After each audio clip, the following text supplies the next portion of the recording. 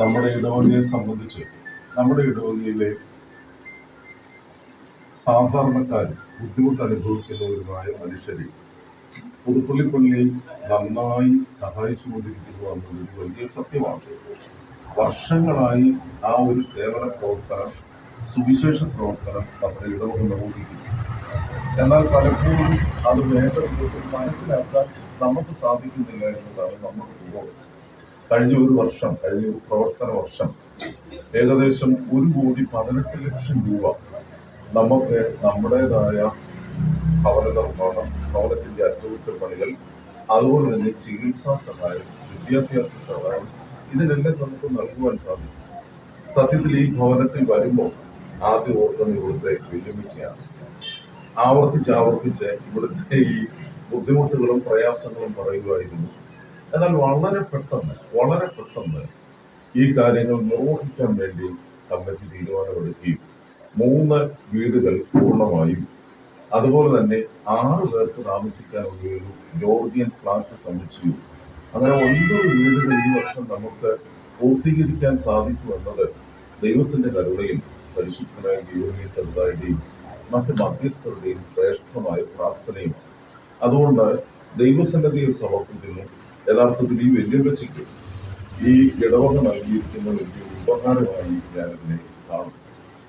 ബഹുമാനപ്പെട്ട ക്രിസ്ത്യാനിമാർ 2 പേരും ഇതിനുവേണ്ടി അധ്വാനിച്ചോ. നന്നായി കാര്യങ്ങൾ ക്രമീകരിക്കാൻ ബഹുമാനപ്പെട്ട മാർത്തിച്ചായാലും അതുപോലെ തന്നെ ഫിലിപ്പോസും കുഞ്ഞുമോനും ഒക്കെ നന്നായി ശ്രമിച്ചു. എല്ലാ കമ്മിറ്റി അംഗങ്ങളും അവർ ഒത്തൊരുമയോടെ നിന്നു എന്നതാണ് ഈ പ്രവർത്തനങ്ങളെല്ലാം ഭംഗിയായി കൊണ്ടുപോകാൻ സാധിച്ചതിന്റെ അടിസ്ഥാനം. ഞാൻ കഴിഞ്ഞ ഒരു വർഷത്തെ കമ്മിറ്റി മീറ്റിങ്ങുകൾ എൻ്റെ മനസ്സിലുണ്ട്. ഒരു വാക്ക് പോലും, ഒരു നല്ല കാര്യം ചെയ്യുന്നതിന് ഒരു വാക്ക് പോലും എതിരില്ല. എത്രയോ ഭംഗിയായിട്ട് അതുകൊണ്ട് കാര്യങ്ങൾ ചെയ്തു. നമ്മുടെ ജോർജിയൻ വില്ലായി ഈ വീടും ഇന്നിവിടെ ഇപ്പം സന്തോഷത്തോടെ നിൽക്കുമ്പോൾ ഈ സജിയെ പ്രത്യേകം ഞങ്ങളെ അഭിനന്ദിക്കുകയാണ്. ഞാൻ ഒരു വാക്ക് പറയണം, ഞാൻ വാക്ക് പറയാതിരുന്ന മറ്റാര് പറയും എന്നതാണ്. സജി സമയബന്ധിതമായും വൃത്തിയായി ഈ ഭവനം തീർത്തു. കാര്യം ആദ്യം മനസ്സിലുണ്ടായിരുന്നത് ഇതിന്റെ തറയൊന്ന് മുക്കുക എന്നുള്ള ചിന്തയുണ്ടായിരുന്നത്.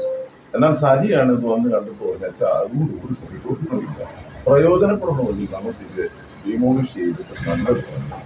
ഞാൻ പ്രത്യേകിച്ച് നമ്മുടെ കോൺട്രാക്ടർ, നിങ്ങൾക്ക് എല്ലാവർക്കും അറിയാവുന്ന പോലെ കന്നഡ സെന്റ് തോമസ് പള്ളി ഇടുക അന്നും പള്ളിയിലെ ട്രസ്റ്റിയുമാണ്.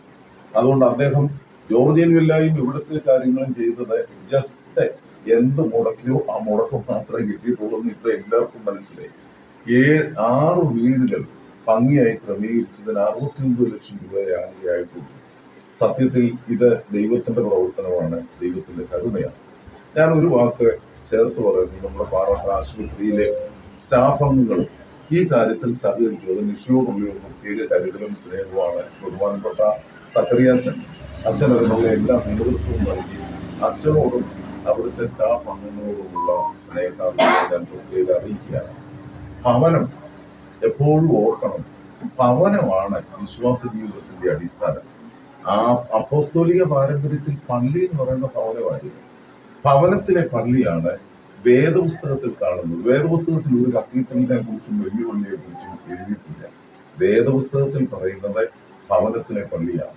അപ്പോസ്തല പ്രവൃത്തിയുള്ള വ്യാഖ്യാനം സ്വർണ്ണനാവുകാരനായി മോറി ഇവാനിയൂസ് പറയുമ്പോൾ അദ്ദേഹം പറയുന്നത് എല്ലാ വീട്ടിലും ഇന്നിപ്പോ ഇവിടെ 2 മെഴുകുതിരി ഒരു കുറിച്ചുകൊണ്ട് സത്യത്തിൽ ഇതെന്നും ഇവിടെ എന്നും നിലനിൽക്കണം. നമ്മുടെയൊക്കെ പള്ളികളിൽ പ്രാർത്ഥന പുസ്തകം വെക്കാനും തിരികത്തിക്കാനും ഒരു ചെറിയ സ്ഥലം ഉണ്ടാകണം. അതാ വീടിന്റെ ക്രോണോസ്. അതിൽ നിന്ന് ഒരിക്കലും ഐശ്വര്യവും സ്നേഹവും പരസ്പര സാഹോദര്യവും നഷ്ടപ്പെടുത്തില്ല.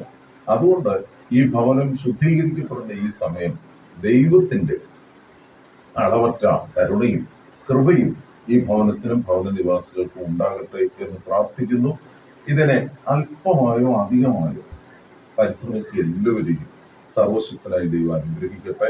സ്വസ്ഥതയോടും സമാധാനത്തോടും നല്ല ദൈവഭക്തിയോടും കൂടെ നിങ്ങൾക്ക് എല്ലാവർക്കും ഈ വീട്ടിൽ താമസിക്കുവാൻ സർവശക്തനായ ദൈവം കരുണ നൽകട്ടെ എന്ന് പ്രാർത്ഥിക്കുന്നു.